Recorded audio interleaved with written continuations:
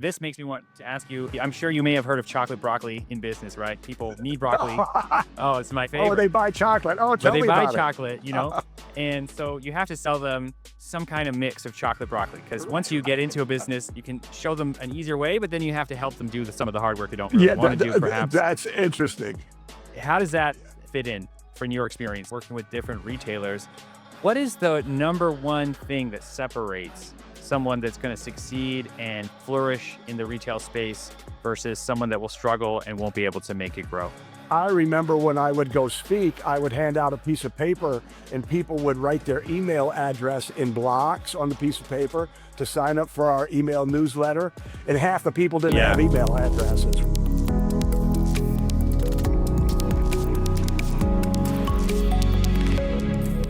Bob, welcome to the Growth Stories podcast. So happy to have you on the show. So, Bob, you have extensive experience in the retail world before you started WhizBang. Can you tell us a little bit about your story, like how you started a brick and mortar store and how that evolved? Sure. Well, I started my brick and mortar retail store like most people did and do, is I had a passion for my product. I loved flying kites. And I thought, how hard can it how hard can it be to run a retail store? So I went to Mackinac City, Michigan, and here's Michigan. Mackinac City's right on the top. And I started one of the world's first specialty kite stores. And I had $2,000. That was my starting capital. I had no business experience. We had a terrible location. And so the statistical odds of the Mackinac Kite Company still being here today, almost 50 years later, are about That's zero. amazing. That's Yeah, amazing. yeah. So, I mean, so for 19 years, I built that business with my younger brother, Steve. And in 99, I sold it to Steve because my wife, Susan, who is my partner at WhizBang Retail Training and who is also a retail expert, and I really wanted to help other retailers. We recognized that there was no reason for no reason for everyone to go through the pain, heartache, and stress that we went through. And so since 1999, all we do is work to help local independent brick and mortar retailers. And that's how you started WhizBang. So that's a company that's aiming to basically give you business education, proven strategies for surviving in retail.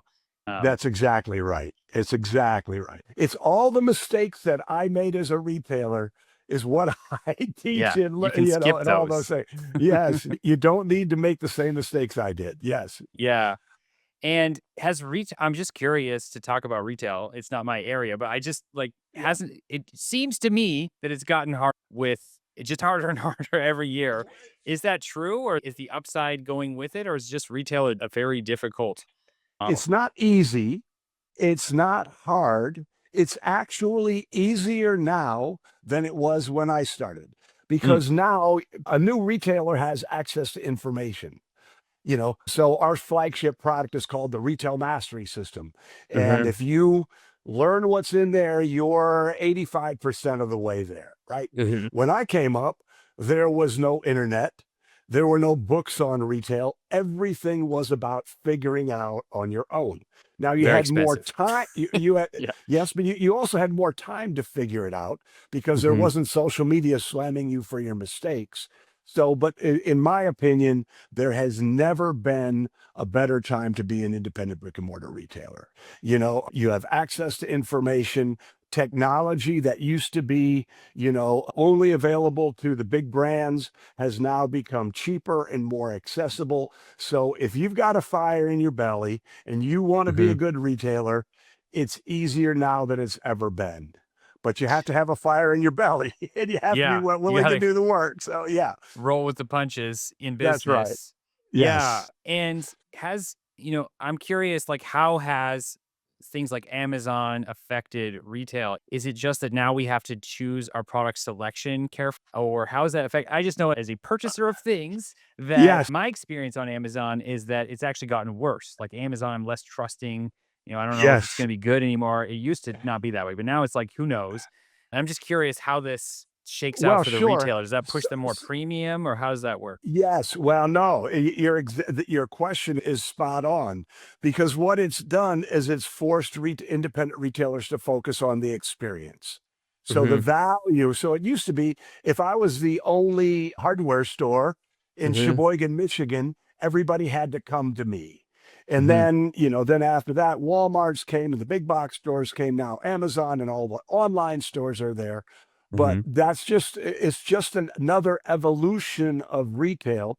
But what our best clients do and what all the successful independents do is they focus on the experience. So Mhm. JM, if you go into a store, the experience has to be good enough that when you want to buy something that store sells, you don't think, oh, can I go to Amazon? Can I go to Home Depot? When can I get to the Yeah, you have store to that I want to am go loyal back. to?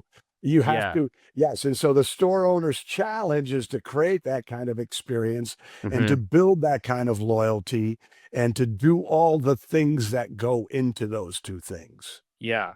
This sounds a lot like experience design. Like, this sounds like what I hear That's designers and exactly. architects talk about all the time. That's Yeah. exactly right. And it's always, so, and then the better you become, the more nuanced it all becomes too. There are in independent retail, like every business, like your business, like the podcast business, there are Mhm. nuances and tricks of the trade that will accelerate your growth, that will make things better. And that's exactly what happens in our space of independent retail. And it's exactly what's happening now, in my opinion, in all businesses. The information is there, the experts are there. It really is Mhm. about who can teach you to do these things, not how can you figure it out on your own to save a couple bucks. Yeah, it's a very good point.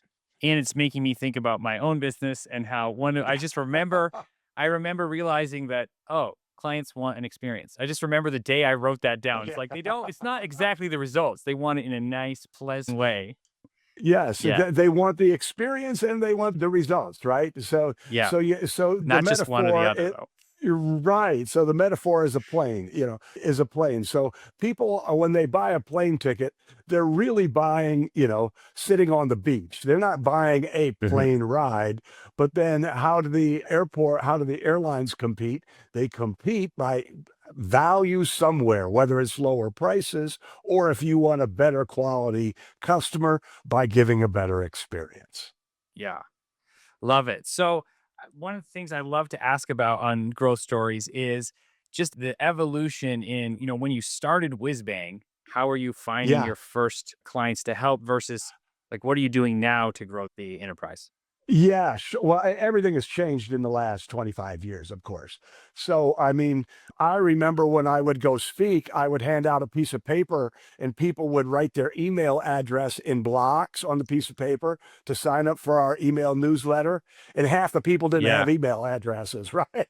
But so in the beginning, how I built my business is first and foremost, I think it's real important that the fundamentals of our business is number one, we know our stuff, right? I mean, I Hmm. know my stuff. When I get in front of a room as a speaker, I tell my stories and people go, oh, this guy knows what he's talking about. He's walked a mile in my shoes. He has suffered the way I'm suffering, or he's lived through the goods and the bad. So that's the first thing. And then the next part of it is this idea of I care. I mean, I care deeply. And part Yeah. of that, wrapped up into that is this idea of heart of service. So our philosophy is love your customers, the money will follow, give to get. Hmm. So really, I mean, how we built our community is I would just go out there and speak. I started out I mean, I have spoken at every small town in Michigan for their chamber of commerce. I mean, I Yeah. just got on the road and started speaking. And then we created products that I could sell in the back of the house. That was sort of the model then. Hmm. And, I'm a good speaker. I'm a natural speaker. My dad was a preacher. And so my speaking business grew and our product offerings expanded. And then the internet came and we joined a mastermind of internet marketers. And so, that's really how we built our community. We built our community Yeah. by caring, by providing great value, And by, just giving them many ways to, we have products and programs Yeah. and It's events the and, it's a, fundamentals that you're talking about. yes, it's a very typical model. It's interesting, like, when I talk to more experienced people, it always comes down to, we make a good thing that works. Like, the product is good, and that's, like, Yeah. why we're successful. And then I think so many, especially, because I'm in the internet marketing world as well, and everyone's so excited about some kinda tactic and secret, that doesn't do anything, like, you have to have something behind it. Um, Yes. So, yeah. yes. Oh, I'm sorry. Oh, yeah, But and no, I just when I just personally, when I'm looking for someone to work with, that's, like, my number one filter, like, the longer I'm in the business game is, does this person actually care? yeah, Like, right. that counts for so much So, because not everybody so does. our Some people not are not. no, they don't care, or they think that they're just filling a need in the market. So my Mhm. friend Randy Gage, who's a Hall of Fame speaker, in one of his speeches, he was talking and he goes, "There are 10,000 sales experts who can't sell their way out of a paper bag." Right. And Yeah, it's, and I find that in my space too. In fact, yeah, I was talking to a coaching client yesterday and she said, you've been there, I need to work with you because, you're a true, genuine expert. You've walked in my shoes. You know what you're doing. I trust you. And so, going back to what you were talking about. So, if I did this is a concept that I created for retailers, but it really holds true for all business. And it's the acronym of WWMCW. What would my customer want? yeah. And Good when that question. it's the Yeah, question, right? It yeah. is the question because if you give them what they want, they will give you money, right? Mhm. It's the rule of reciprocity Ooh, in actually, action. this makes me want to ask you, I'm sure you may have heard of chocolate broccoli in business, right? People need broccoli. Oh, it's my Oh, favorite. they buy chocolate. Oh, But tell they me buy about it. chocolate, and so you have to sell them some kind of mix of chocolate broccoli. Because Right, once you get right. into a business, you can show them an easier way, but then you have to help them do some of the hard work they don't really Yeah, wanna do perhaps. that's interesting. How does that fit in from your experience? Like, as somebody that's providing education and expertise, how do you get there's stuff no one wants to do, it's like the dirty work. Like, how do you get people to do that? Well, there's a couple of things. The first thing is that you, as the expert, have to be aware that you can be responsible to them, but you can't be responsible for them. Yes. Because that allows you to let the guilt go, right? I mean, I Mhm. can't tell you, but back when our retail mastery system was physical, Yeah. I mean, CDs and DVDs, the box weighed 25 pounds, and we had a 90-day unconditional money back guarantee. And the people, all of the returns that we would ever receive, and there were very few because the information is great, but Yeah. they were all unopened, right? And Yeah. so, It what didn't you can't, work, and I didn't open it. it didn't work because you didn't open it. But Yeah. that is a real interesting and valuable question is, it's more about, how do you engage them? And, and that's something that you just sort of have to have top of mind. So Yeah. for instance, one of our programs is called the Retail Sales Academy, and it's an online sales training platform for frontline employees. And we have a customer success manager. And they call up and they try to keep them on track and they give them the reports. And they do all the things. So you do what you can to help them along. But at some level, you have to recognize that there's going to be a percentage of people who don't do the work. And they're not at a place in their journey. They haven't developed a proper mindset. They haven't developed the proper skills to get that stuff down. They're still Yeah.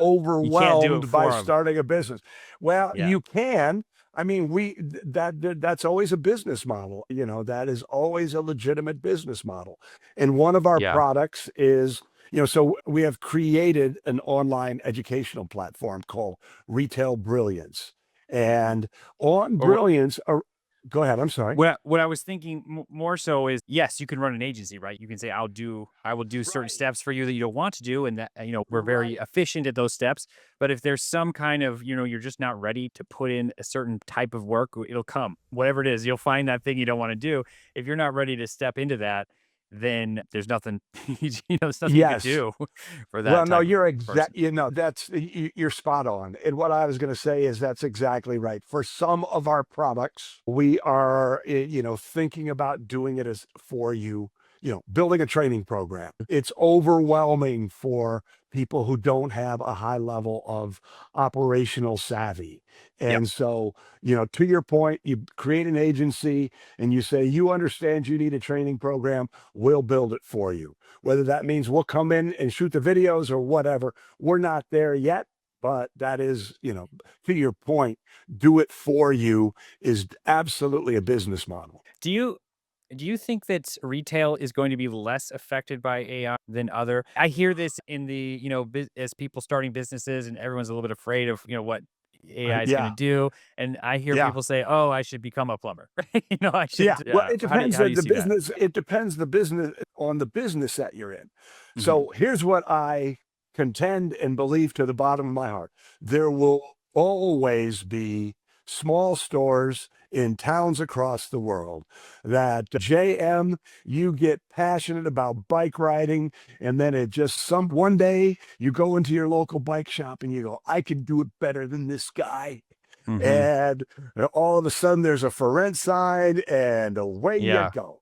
So there people are not some people are concerned, but for in my world of local, brick and mortar retail, I am not concerned. AI is a tool to be used, but it is in at the end of the day, local retailers are all about a face-to-face human experience. Hmm. And AI cannot replace Yeah. that. Amazon can't replace that. You if you're a savvy retailer, you're figuring out how you can use AI to be more effective, how to use AI to market, more efficiently. But at the end of the day, it's still about I'm a human being, you're a human being, I'm here to serve you, whatever, WWMCW. Exactly. I love that. Well, as we wrap up, one thing I'd love to ask you, given all your experience and working with different retailers, what is the number one thing that separates someone that's going to succeed and flourish in the retail space versus someone that will struggle and won't be able to make it grow? Yeah, chops. And by chops, I mean skills. You cannot be a lousy retailer. I mean, just, you have to know how to manage your inventory. Have to know how to create a culture.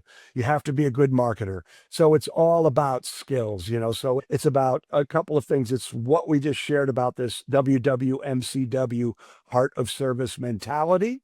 That's the Hmm. foundation of it. That's the strategy.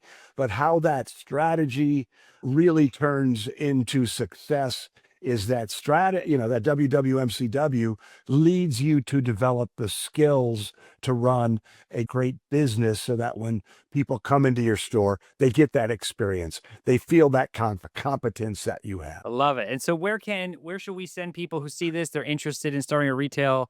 They need some Yes. help with their store. Yeah, Where should they there go? you go. WhizBang Training. There's an H in whizbangtraining.com.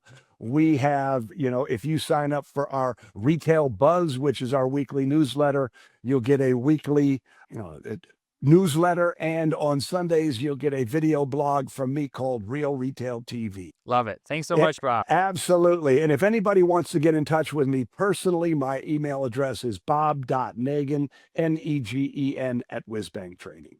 Perfect. Thank you. All right. You're welcome, JM. Thank you for having me.